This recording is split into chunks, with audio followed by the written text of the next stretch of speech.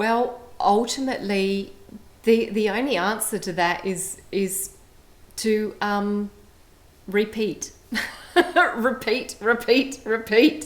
As you notice the monkey mind arising again as it does, don't judge it or curse it, seek to condemn it, but rather just recognize that's the nature of the mind. The mind has a function, and we've been largely conditioned to be overly fixated with it, and that doesn't mean the mind is bad. So give a little bit of breathing space for the mind too, and then recognize that gradually that extension of being able to be deeply present and in awe with all of our senses engaged in the present moment arrives as a result of us just bringing our attention back to this.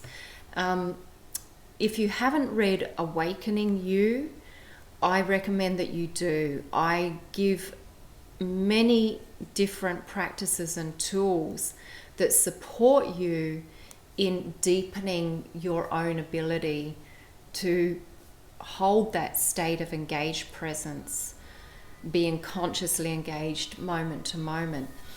And that's just the nature of this experience. If you think about what you're experiencing now, it's because of habit.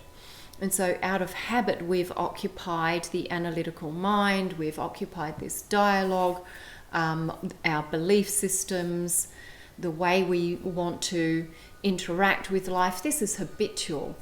And so likewise, our ability to sustain this more consciously engaged presence in the moment requires us to develop a habit, which is why yogis, masters offer various practices and tools, because they are the way you can exercise and develop the habit of being more deeply rooted in the now.